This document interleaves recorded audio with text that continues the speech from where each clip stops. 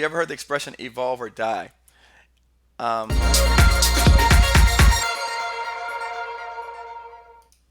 so I was reading this book, um, Mr. Buckland. I saw your email on here, your message. I'll send you the link. In fact, Charles, anyone that's in our group, can you send this person the link to our private Facebook group? So that way they can have it. That way I can keep going forward. Um, Today's lesson actually it's a pretty good one. I showed you guys on the last session the book that I was reading, Evolution. It's called Principles by Ray Dalio. If you don't know Ray Dalio, look him up. He's one of the all-time world's best, like most successful investors, next to Warren Buffett. He's up there. In fact, Warren Buffett's his friends, Bill Gates and the sort. And when I was listening to his lesson, some of the message that he discussed, it touched me. And a lot of times I get feedback from you guys saying, "Hey, Eric breaks it down, makes it simple to understand," and so that's the idea of what I'm trying to do, is try and use reading materials and audible books and things that I've learned to try and get people to understand concepts so that you can take action and start doing the steps. So when I heard this lesson today, it made all the sense in the world. And like I said, the goal is to get everyone to reach the same mindset as I have. And I know that it's a work in process, and that's the reason why I showed this clip where we are evolving, right? So we went from hunched over to standing up to standing tall, and that's the process of evolution. So that's kind of what we want to talk about today. And Ray Dalio, what he says is that you can predict life much like animals. The strong survive and the weak fall to the wayside. So before we get started, let me say this. Um, I'm not here to convince anyone to do government contracts. I'm only here to teach the people who are interested in doing government contracts. So by no way, shape, and form am I here to take someone who is an employee, and it's not my job to convince you to start a business. What I see my role and responsibility is to help you if this is something you want to do. My job is to help you to get started in the marketplace, to learn about the marketplace, to educate yourself, and to provide you with as much tools and information so that you can start winning contract awards. So, you can choose to save a life, and I don't even know if I spelled that right because I didn't spell check before I started. I wasn't sure it was a B or a V, just being honest. Or you can choose to make an impact. But again, that's not my decision to tell you what to do. But I will say this: working harder doesn't get you more out of life. It comes from working more effectively because that increases your capacity by hundreds of times. And it's the same light when we discuss these government contracts. It's it increases your ability. You can leverage and scale at a unprecedented level that would not be afforded doing state or local contracts or in most other businesses. Um, oh, I didn't realize I had put that slide in there. But there's the slide for you guys to read and see. Working hard does not get you more out of life. It comes from working more effectively because that increases your capacity by hundreds of times. Marie Mack, welcome. Hey, you got it on here. Glad to see you made it to YouTube. All right. Now, what Ray Dalio talks about, which I loved, was he says, if nature or anything were perfect, it wouldn't be evolving. And so, why is nature evolving if it's perfect? Perfection doesn't exist. It's a goal that fuels a never ending process of adaptation. And we all know, we can see examples of companies that have come and gone. We could see examples of products, like, for example, the Sony Walkman that have come and gone. So we see examples of things that no longer exist. I mean, I don't even know if MySpace is still around. I know back before we used to have what's called PDA devices. We used to have the BlackBerry. I'm trying to say things that are not too far back, like for example, 8 tracks or record players. So we are always constantly adapting, evolving. Finding things that are more useful to us. We're trying to almost like perfect things and make it more efficient for us. So again, it's a never-ending process of adaptation. All right. And then he goes on to say evolution is the single greatest force in the universe. So rather than try and fight it, let's embrace it and use it or understanding of it to advance ourselves. And that's the same thing. Um, I was at the Small Business Development Center this week, and I had a meeting with them. I believe it was Tuesday. And one of the questions that he brought up to me, and that's the purpose of today's call. By the way, if there's no specific today, if you're here and you're watching, we're not specifically teaching you any tools to use in terms of government. This is more along the idea of getting people to do the activities so that we can start getting closer to the results that we're looking for.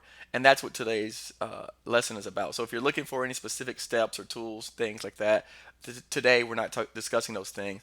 I want to get people closer to taking and doing the activities necessary so we can start having some more activity in terms of the group and action. All right. So I just want to make that point clear. Um, and so the reason why I wrote this lesson because like I said, I was at the Small Business Development Center office. Just it was Tuesday, I believe, and the guy. By the way, if you don't know what Small Business Development Center is, it's quick plug. It's in this book. It's also, I believe, on my website. And I was at their office, and the guy, he didn't know me, I didn't know him. It was first time meeting, and he says, Eric, can I ask you a question? Do you because they also provide free training for government contracts to people like yourself, and his question to me was, do you find that people, you have your courses and stuff, do you find that people actually do these things, and or is it out of everybody? Is it just one person that actually? I mean, 1% of the people that actually do it. And so that, and I agree with him. I said yes. I know the people out there that are sending me emails that are putting together RFPs. I know the people out there that are sending me emails that are telling me that they met with they met with this person, they talked to this other person, and then I know the other people out there that have not done those things. And so I had to agree with him and concur that yes, out of all the people out here that are watching, that are learning, um, when I ask someone a very simple question like, tell me about your target market list or tell me about your clients and who is the agency buying your products, people still don't know the answers to such um, very basic things. And so that's the reason why we're having this conversation today. And that's the purpose of the message is because I want to get everyone on board to understanding, like, you know, it's doing the basic things consistently is what's going to get you the results. It's not doing any really high level complex things, activity. It's just doing the basic things consistently. And so, how do we do that? Maybe something in this message today will kind of jog everyone to maybe change a mindset, change their perception, and see things a little bit differently. All right. So, by the way, I see Chandra, you just posted that. They actually need the link, but it's okay if you don't have the link. Shawnee, I'll go ahead and I'll send the link to this person if nobody has it. By the way, uh, Theron, Arias, welcome. Rico, welcome. Chilzo, thanks for buying the book. Chandrina, glad you made it tonight. Welcome everybody who just showing up into the group. All right, where we're at. So, all right. So what happens is, um, it's in this book, Ray Dalio says that nature.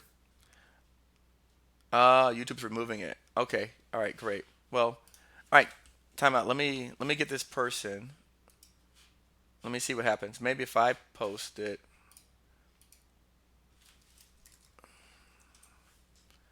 Let me see if I can post it. The URL.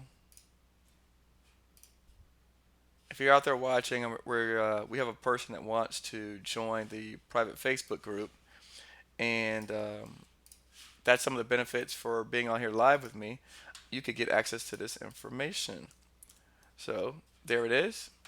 That's the URL. By the way, that's the URL. I just posted on there. All right. So they have it on. They have it now. Maybe because I'm the owner. I'm not really sure why that's happening. All right. Going back to the lesson. So um, you're very welcome. It says evolution. It's naturally correcting for the whole, but not the parts. What does that mean? It means don't feel slighted because a decision was made that did not specifically benefit you. Most people tend to look at through the eyes of how something affects their lives and their situation without regard for other people's well-being, right? So again, if we look at it from the standpoint of religion, you may have two people that are practicing two totally separate religions, and because of their very strong religious beliefs, they're willing to fight and kill each other over that, and they both believe they're right. So when we look at it from the the natural standpoint, we're looking at the whole and not the part. So don't be so quick to look at your situation only from your standpoint. So I'll give you an example. Sometimes a contract may not go right, and you may have to pay a penalty. But if you look at it from the standpoint of the contracting officer, that person is just doing their job, and we'll expand on that idea a little bit further on in the lesson. So if you once you start to realize that and understand it, then some of the triggers in your mind will change your perception of how you see these things happening to you, and you won't feel like the victim. You'll actually take more control over yourself and your mind, so that you can be prepared and be stronger and be ready for these things as they occur. All right. So let's continue. We just discussed that. Hold on. Now it says that organizations, and it looks like this is out of sync. I don't know why. Um, it looks like it's out of sync. But the let's go to the good thing about this. Organizations and people are highly imperfect, but are capable of improving. So rather than getting stuck hiding our mistakes and pretending we're perfect, it makes sense to find our imperfection and deal with them. You either learn valuable lessons from your mistakes and press on, better equipped to succeed, or you won't and you will fail. So let me tell you about a story, something that's actually happening to me as we speak. So one of my contracts that I'm doing now, the big one that I'm working on, it's after the hurricane, the manufacturer, they have been behind schedule in delivering my materials to the job site. So what happened? So now that my manufacturer is behind schedule in delivering my materials to the job site, that triggered the contractor who hired me to ask me to, hey, what are you going to do? What are you going to do to resolve this issue? Unfortunately, because this job is very like specialty type stuff, I don't have any alternatives, right? In terms of choosing another supplier, choosing another vendor, I can't just go out and buy this stuff from Home Depot or Lowe's. So what happened? So the person who gave my contract decided to stop paying us, right? Which now they stopped paying me, so I can't pay my subs, I can't pay the manufacturers. If I, took this personally, or if I didn't look at it from the laws of nature, I would have taken this situation personally. But I already expected this reaction based on the activity that was happening. Because of my experience, because I've already gone through these things, I already anticipated that if there's any changes, if we cause any type of delays in the contract, this is the natural reaction for the person who gave me the contract to do, which is to stop my payment. So if you take this personally, then you're never going to be able to learn and grow from that particular experience. You have to understand that it's cause and effect. So it wasn't that he wanted to stop, making payments, but he has people to answer to, and then the government and all this kind of stuff. So there's a hierarchy, and this is part of the system. This is part of the natural system of evolution of life. So again, because I've already been on this path, I've been on this road, I was already prepared for a situation like this to occur in case it happened. All right, and this is what I teach you guys about being fiscally responsible. You know, just because I know people who've done, like I said, $10 million, $20 million, $30 million, and they've gone broke and they went out of business. So you have to yourself understand these things can happen to you and be prepared for them to happen. So now, what was the good part? The good thing was, like I said, these valuable lessons that you learn from your mistakes, you can press on and be better equipped to succeed, or you won't and you will fail. So in my particular example, because I've already been on this path before on various contracts, I was already better equipped to succeed in this instance. And in fact, the fact that they stopped paying me did not affect my lifestyle one bit. I haven't changed. I didn't stop. I'm still here until that night with you guys. I still was in Puerto Rico volunteering. I'm still setting up my vacation for next year to go to Carnival. So my life hasn't changed as a result of this activity. In fact, in fact, oh, I was reading. I'm sorry, guys. I was reading some of the chats in there. In fact, one of the things that's happened, I use this. I took this situation, this really, bad situation. It would be crushing for a lot of people, devastating. In fact, on my contract, they still over me well over $1 million. So it's a tough blow. But I use that to turn it around and to work in my favor. So let me show you what happened to me and why I was at the SBDC the other day. All right, you see that? So what did I do? I took the fact that the hurricane caused a delay in my contract. I went to the SBDC and I applied for a bridge loan. And I did that right before my Puerto Rico trip. So, right before my Puerto Rico trip, I went and applied for a bridge loan. And I got approved for the bridge loan when I got back. And as you see in that video, they cut me a check. Um, that was Tuesday. I was trying to, because I was rushing today, I didn't get a chance to actually show it to you. But they cut me a check. Actually, that's my friend calling. They cut me a check on Tuesday, I believe. No, what's today? Today's Thursday. Yesterday, Wednesday. Wednesday morning, I went and picked up a check for a bridge loan. And in addition to that, I'm already applying for an SBA loan to what's called economic injury to help offset this the fact that they're not paying me. So once you learn and you've experienced these things, but it's not because I'm smarter than you guys. It's because why I put myself out there. I'm trying things. I'm stepping out there. I'm going beyond my capacity, and so everything is not going to go perfect. I'm telling you, you can't expect everything to go perfect for you guys as well. So I wanted to share that story. Like I said, the key is to fail. Let me hold on. I think I've got a slide coming up. There it is. So the key is to fail, learn, and improve quickly. If you're constantly learning and improving, your evolutionary process will be ascending.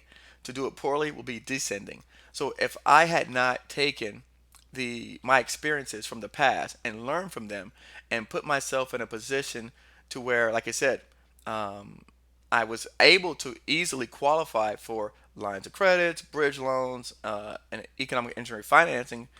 If I had not done those things, then it would have caught me off guard. So because I did it, this instance now becomes a bump in the road instead of a mountain, which was really a molehill. So now, I didn't lose one night of sleep. I never got concerned. None of it actually even bothered me. It just became part of the normal process of doing business, and it's an actual expected reaction. Furthermore, what I did to protect myself was when I gave my contract out to the subcontractor, I made sure to include the clauses that if they withhold payment from me, I would withhold payment from them. And so what you have to do is, like I said, but if you guys are not out there and you're not even attempting, you're not even making forth the effort, then how do you expect to ascend and to learn? Because you're too afraid to even actually step out there and make the phone call, talk to someone, and ask questions. Does that make sense to everyone? I hope so. Um, Now, we talk about nature gave us pain for a purpose. What is the purpose of pain? Pain alerts us and directs us. Let me. It looks like I skipped something I want to say. Let me go back. I skipped a really key point, and I actually have it highlighted here on my notes on the screen, but I skipped it. All right. Evolving is life's greatest accomplishment and greatest reward. It is instinctive That's why most of us feel the pull of it. We instinctively want to get better at things.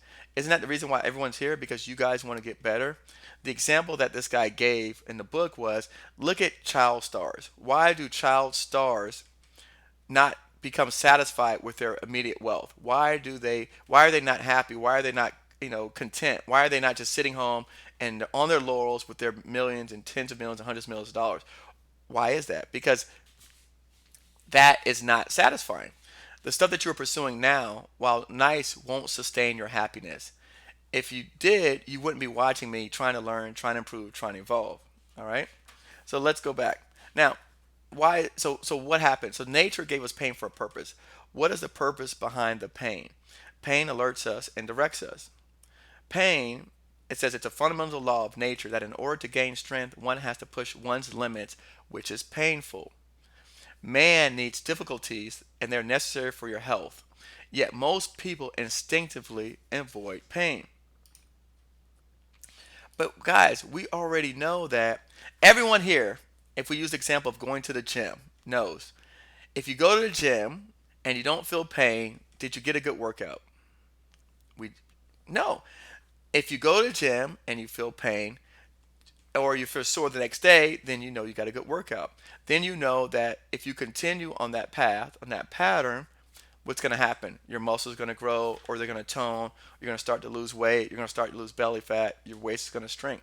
But we already understand that. So why is it that when it comes to growing intellectually, why is it that we fight that? Why do we fight the pain, which is part of the progress of actually going off into this next level, this next area of your life? Why do we fight against it? Man needs difficulties and they're necessary for your health. So, but we all instinctively try to fight them. So, whether we're talking about building the body, like weightlifting, or building the mind, which is like mental struggle, embarrassment, and shame, pain plus reflection equals progress. In fact, that's funny. That brings me to a point what Rico just mentioned. Now, I told you guys that I went to Puerto Rico last week. Or, I mean, yeah, last week I just came back from Puerto Rico. I went without knowing, I'd never met the person before. He's in the chat room. Rico's in the chat room. And I've never met him before. He reached out to me and said, Eric, he took the chance and reached out to me and said, Eric, listen, I know you're going to Puerto Rico. Let's meet over there and discuss some opportunities with the government. I served out. I spent my 7 days volunteering, and then on the eighth day I was there. I met with Rico and some of his associates. We sat down and we discussed contract opportunities in Puerto Rico. And as a result, again, I just took a leap of faith. I didn't know what I was getting into. I didn't know what to expect. I don't know these people. We took a leap of faith, and then from that leap of faith, we put together a team. Now we put together a team. I've got to go out, and I was tasked with finding the joint venture partner to actually complement the team, the company that has the bonding, that has the capacity, that has the capabilities. So again, I had to reach out to someone who I know and ask, listen, would you be willing to work with us on this particular project? Of, that wasn't easy for me to sit down and ask someone, hey, listen, would you be willing to work with us on a project, put up your bonding, put up the capital, and also be a partner with some strangers? I'm no different from you guys. I'm also reaching out beyond my capability. Guess what, guys? I want to do $100 million. In fact, I want to do 200 million or 300 million. I want to do whatever my capability, my capacity allows me to do. That's what success. Success is not, it's not a monetary thing. It's you doing the best you can with what you have. So if you're not, we're going to get to this at the end, but you've got to, at the end we'll tell you a message, but essentially it's you have to develop the habit of embracing the pain and learning from it. And that's the only way you're going to get to the other side. All right. So I reached out on a limb, met with these people. It was an excellent meeting. They had great contacts. I thought I was going to meeting with two people. I ended up meeting with four people. In fact, I think it was six of us at the meeting. And guess what? Now we're discussing contract opportunities. I mean, I asked the guys, honestly, I asked the guy, I'll tell you. At the meeting, I said, listen, do you think 25 million is sufficient bonding? And he looked at me, he kind of, shook his head, and I said 50 million. And he says, are you looking at a long-term relationship or a short-term relationship? And I said 100 million, and he said the government has to spend 90 billion dollars. And I go, well, say no more. So again, this is way beyond my capacity, way beyond the areas where I've been. Rico's laughing in the chat room because he was at the meeting, so he knows I'm saying exactly what was said in the meeting. But this pushed me beyond even what I thought was possible for myself. I'd never even considered that, not at this point, not at the level I'm at today. But it's the same difference of where you guys are. For you, getting a $200,000 contract would be a great success for a lot of people out there. For a lot of people out there, getting a $1 million contract would make you really nervous. But how do you get past that nervousness? You've got to do the steps. You got to do the activities. You have to try. You have to at least make forth the effort. And you got to understand that you're not going to be perfect. You're not going to know all the answers. You're not going to have all the solutions. So that's one of the reasons why I say work with good people, surround yourself with great people. When we talk about the all me philosophy, who are you around? Who are the people that you're spending time with? Make sure because if you're around wonderful people and great companies, then you can absorb the fact that the government or the contractor stops paying you and owes you $1 million, and everyone still continues to work and they still continue. The project moves forward. Nothing stopped. Nothing happens. No one's pulling off the job site. Then that would take a bad situation and make it into just I had some choice words for it, but it would make it a pretty effed up situation. But because you're working with great people, and because I've already been down this path, and because I've already experienced the pain of being sued, of being withheld payments, of not being paid, because I've already been through those experiences, it didn't even phase me. It didn't, not one bit. I didn't change anything in my life. Nothing stopped. My car's not getting repossessed. I'm not behind on my house payments. You understand? So I'm saying this to say to you guys, um, there's no avoiding pain, especially if you're going after ambitious goals. The challenges you face will strengthen you. If you're not failing, you're not pushing your limits, and if you're not pushing your limits, you're not maximizing your potential. Most things in life just are that. They're just things. And the higher you ascend, the more effective you become at working with reality to shape your outcomes towards your goals. What at one point seemed impossible, complex, it then becomes simple. I wish, and I didn't have the time because I was rushing to put this message out to you guys today. I wish I had the time. Maria, if you're out there watching, or if you're watching later, you can vouch for my original YouTube clips. Maria saw some of my original YouTube videos that I did when I was first getting started, and my bloopers. If I had time, I would have showed you guys my bloopers. But if you saw my bloopers when I first was talking, you would never think that I'm the same person teaching you guys on YouTube today. I mean, um, people as you do more and more activity, you become stronger and stronger and stronger. If you do 10 push-ups a day, 10 push-ups will become very easy to you. If you do 20 push-ups a day, 20 push-ups will become very easy to you, and all of us can do it. Everyone out there has the same ability. All right, last point I want to make today, and it says go to the pain, go through the pain rather than avoid it. If you have the opportunity to choose the healthy, painful route, developing the habit of embracing the pain, learning from it will get you to the other side. And that's what I want you guys to do, is to actually get to the other side, is to start doing some of the activities. If like I said, there's someone right now sending me saying they have an RFQ in effect. And if you guys pay attention, that same person, every single time I'm on here live, has an RFQ that they're bidding. Why is it that that same person is always asking about RFQs and how to put the numbers on the bids and stuff like that? Why are not more people asking me about the RFQs? I have someone on here, I think Shawnee, are you still there? Who was invited to a Christmas party. And Shawnee went out and she reached out to one of the contracting officers, and he told her, listen, he invited her to the Christmas party. These are things that I'm telling you in the GovCon Giants course. You should be reaching out to these people. Why are more of you not reaching out to your Ostabu? that person's only job is to serve you. So there's no reason why you should even be afraid to reach out to them, because their only job is to be there sitting at a desk to help you. So how can you be afraid? That's like saying you don't want to go to the tax office to talk to the people at the tax office, but their job is to answer tax questions. If you go to the grocery store, do you not expect the person at the counter to help you? It's the same difference. The people that are there to serve you, to help you. You have to just pick up the phone and talk to them. It's not even it's you're not soliciting. It's not a cold call. Um, you just got to go out and talk to them. That's their job. They were hired for that purpose. So if you're not talking to them, I'm trying to figure out why. If you're not meeting with them, then why not? You need to ask yourself that.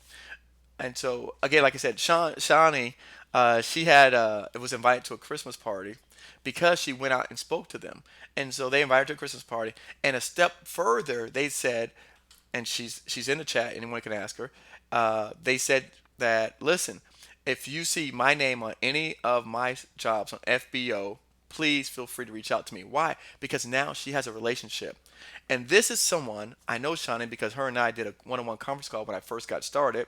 She doesn't have any connections. She don't know anybody in the government. She don't have no friends and nobody in the government. She literally straight up called me and was on the phone, and she felt happy to hear my voice, for someone to give her the confidence that, like, she can actually go out here into this marketplace and really make it happen. But what happens? You have to be hungry. You have to want it for yourself. I can't want it for you guys. So she went from actually not knowing anyone to making a connection with someone on that has contracts on FedBiz Ops, where they took the level and invited her to the Christmas party. Why are more of you guys out there? Why is that not happening to you? Why is that not happening to you? Why are you guys not being invited to the Christmas party? I received an email 2 days ago from a contracting officer reaching out to me. Why are you guys not receiving that email? Why do you not having those opportunities? Because you're not talking to anyone. It's very easy, like I always say, it's very easy to sit back and watch my videos and watch me. But where the rubber meets the road. Yes, Shawnee. She said it. I didn't want to say it, but Shawnee said it. Yes, she did. She cried when we first spoke on the phone. Uh, she did cry. She was very happy because she has she's emotional because, like I said, we share some of the same goals of wanting to give back and help people. And I'm sure a lot more of you out there, if you had the resources and the time, that you would do the same thing. I totally believe that within my heart, that the majority of people out there, if you had the resources and the time, that you would be doing the same thing, that you would join me in volunteering, that you join me in helping to send money or send your donations to places that were affected by the storms and hurricanes and disaster, or you would assemble teams to go out there and work with it. I so believe that 100%. And so that was Shawnee's story, and so she was on the phone because we kind of shared a moment there, and having the same type of long-term goals. But the only way that one of you is gonna get there is by going through this stuff. I've gone through a whole lot. I promise you, I've gone through a lot. I'm not an overnight success. I'm far from an overnight success. I'm still a work in progress. I still make mistakes. Like I said, I share with you my situations because I want, like I said, I'm doing the same things that I'm telling you to do, and I'm going through the same experiences. I'm going through the same challenges. That's why I can get on here and say unequivocally, about my experiences with the state contracts, about my experiences with the county contracts. I can say that because I don't want to put you in a position where you have to go through some of those hardships, some of those same tragic situations that I've gone through and some of my friends have gone through. And so, I'm here to kind of, learn from the activities of people like myself and other people out there that are actually in this marketplace. And that's why, like I said earlier, if you're just coming on board, what I like to do is go back and try and actually expand our circle, grow our circle out beyond the people that we have here. I mean, we are growing, but let's grow even more. Let's grow even bigger. Let's get some. Why not have people in here who've done $1 billion in contracts? I mean, I love to interview someone who's done $1 billion in contracts. I'm sure he's got a lot to tell you. I'm sure he's got a lot to share. Um, but if you, like I said, if you're just joining us, if you're out there and you see people that you think that we want to talk to or interview, or people that may be great to have to help develop this group out further, so that we can help more people achieve their goals faster, or not, maybe not even faster, but at least help them achieve their goals to where you're winning more than you're losing, then that would be beneficial for the whole group.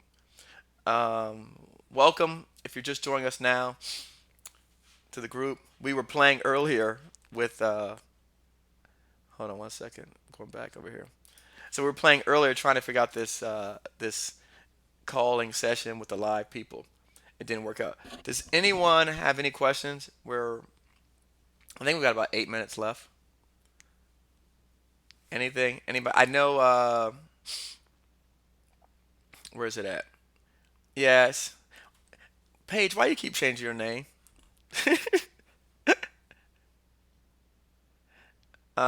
Paige says she has an RFQ, which seems to appear substantially easier than RFP. Um, but I mean, you know, she's bidding projects. I want to help more of you guys bid projects. By the way, if you have not already taken the survey, I didn't have the opportunity to see how many people have done that survey. So if you haven't already done the survey, fill out the survey. It's in the bottom of the show notes page.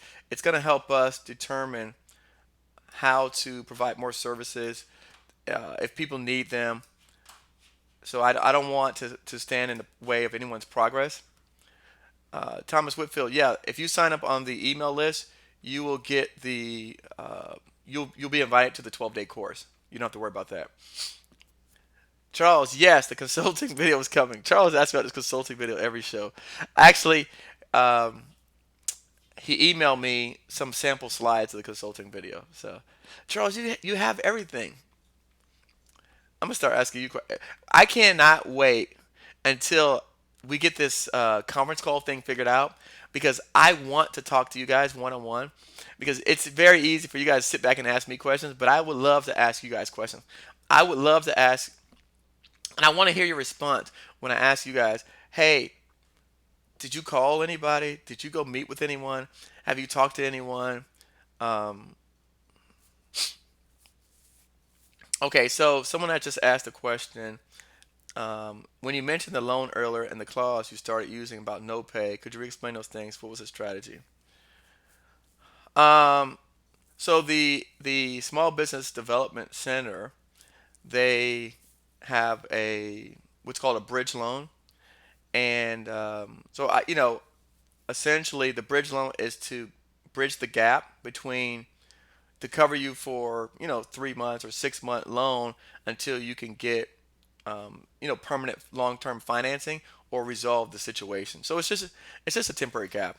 I mean, it was only. I mean, well, I'm not gonna say only.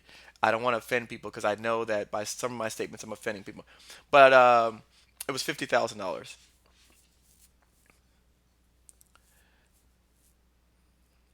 The no pay. Okay, so the no pay clause.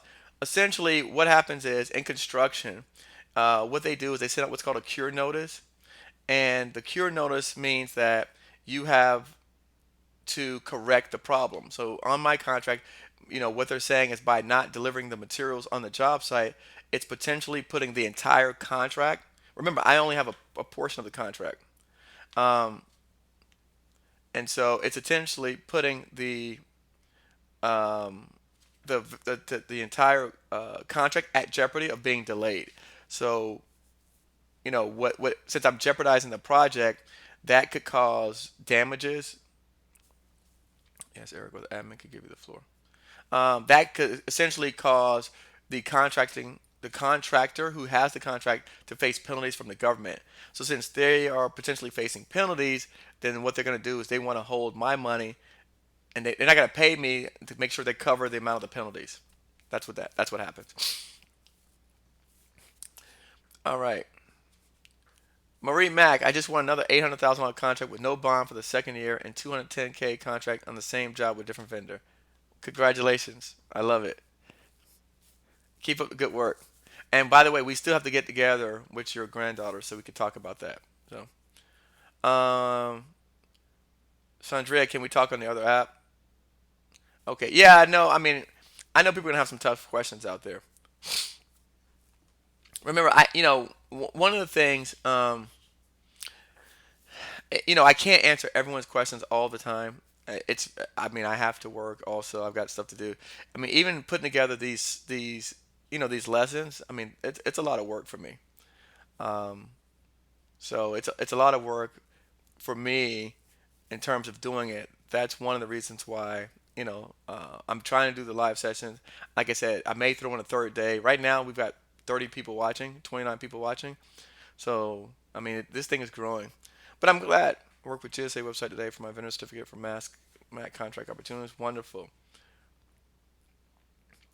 Let's see. Oh, Zoom conference. Okay, I'll write that down. I'll try Zoom conference. I think really I could probably figure it out if one or two of us got together and called in. We could probably figure this thing out pretty quickly. Any suggestions on capability statement if you don't have any government past performance? Um,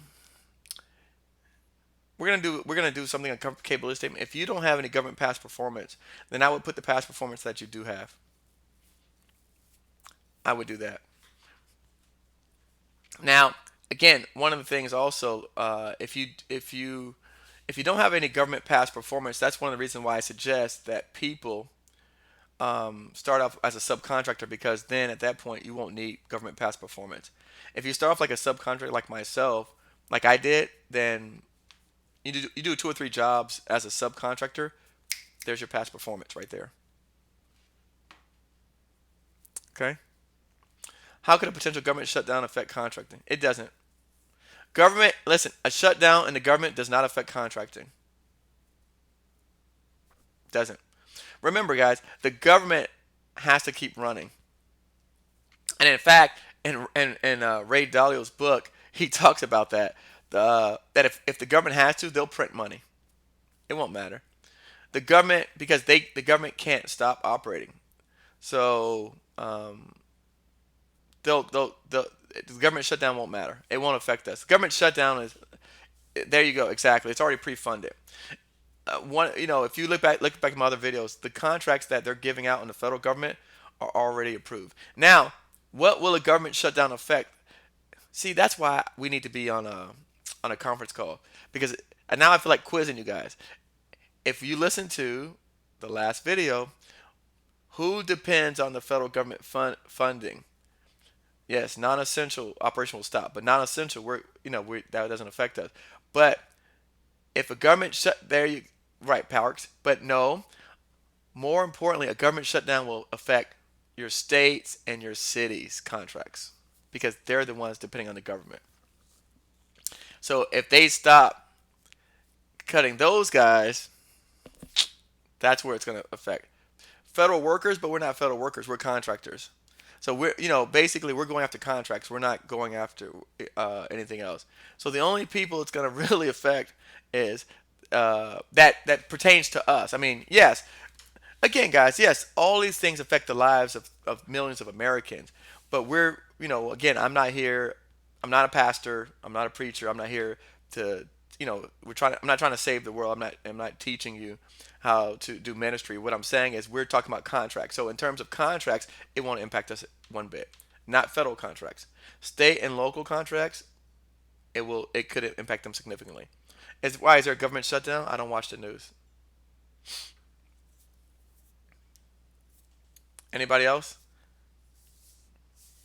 All right.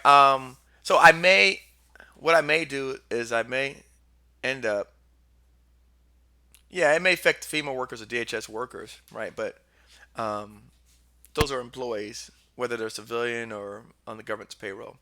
So what I may do is, oh, he's threatening government shutdown a bill as well. Oh, you see, isn't that the funny thing? Is that I don't even watch the news and people still tell me about the news.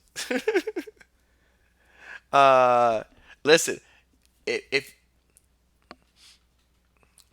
there's I didn't mention this earlier. Let me go back.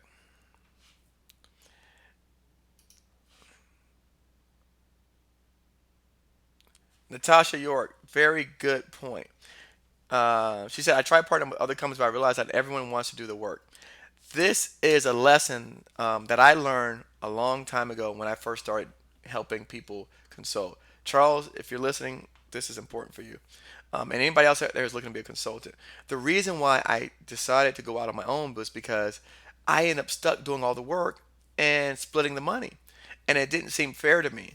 So, when people approach me and say, well, Eric, listen, why not you and I work together and get some contracts, da da da? Because it's not beneficial for me to do it that way.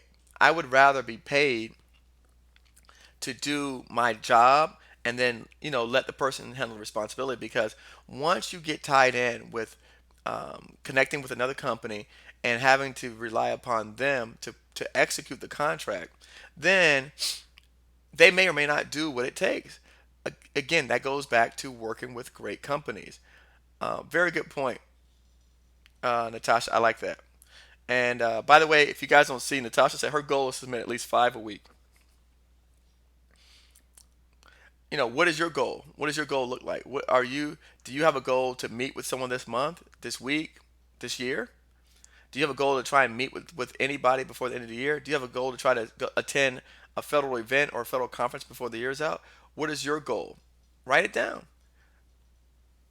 I mean, your goal doesn't have to be to necessarily bid jobs, but your goal should be to do activities in the federal arena to learn so that you can have a greater understanding, greater knowledge. You don't know what's going to happen once you get out there and start talking to people. Now, going back to this Trump thing, shutting down the government, build a wall, um, you know, that sounds like a political issue. But I'm going to say this.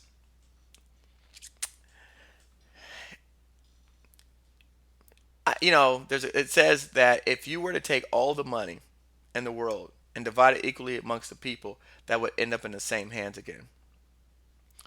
And so I say that to say this to you guys is that you're looking at it from the standpoint of the glass being half empty as opposed to being half full.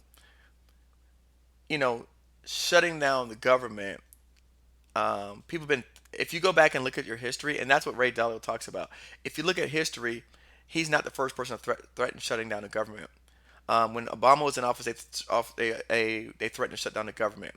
In fact, when Obama was in office, I believe there was 8 years where they didn't pass a budget. But if you look back on any of the sites that I tell you guys to look at, the government still spent $450 billion, $430 billion a year in government contracts. So why are we focused on comments that people are making and statements that they're making and not looking at the activity? Did we not just look at?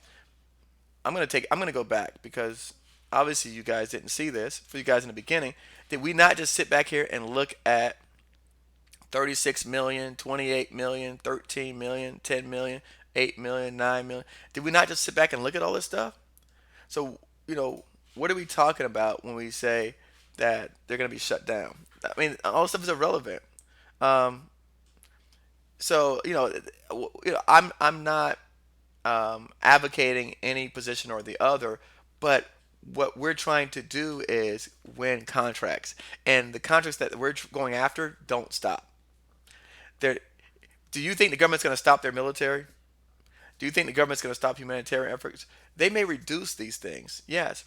But if, again, go back and look at the historical data. Historical data will show you what are the actual facts versus what's the rhetoric and what's the talk. And again, a lot of times I tell people, I don't watch the news, I don't watch any of this stuff because I'm out contributing more than I consume. That's been a theory that I've lived by, and I teach my family, and I teach my son and my nieces. Try to contribute more than you actually consume. So rather than consuming information, try to actually put stuff out there. Try to make your mark. Create a business, create an idea. Go. If you spend enough time doing those things, you won't have time to sit back and worry about what Donald Trump's doing on TV. I'll be honest with you. I don't have that kind of time. And, in fact, I got to figure out how to put this deal together because if I'm actually faced with the same challenges. I got to figure out how to put together this deal with Rico over here that could be substantially change my life. So turn that stuff off. All right, guys, listen. What we're gonna do, I'm gonna go ahead and close out the lesson for today. Thanks for watching, as always. This was a great lesson that we went over today. I appreciate you guys. Um, and we can go over and discuss some of those issues. Send me an email, questions and answers. I will be there. I'm reading them, even though I don't necessarily always have the opportunity to respond to you guys because I am busy. But yeah, let's chat in the upcoming session, and I may, depending upon how I feel, I may throw out something tomorrow where we can get together and do a little quick Q&A. All right, guys. Thanks as always, and we'll check you next.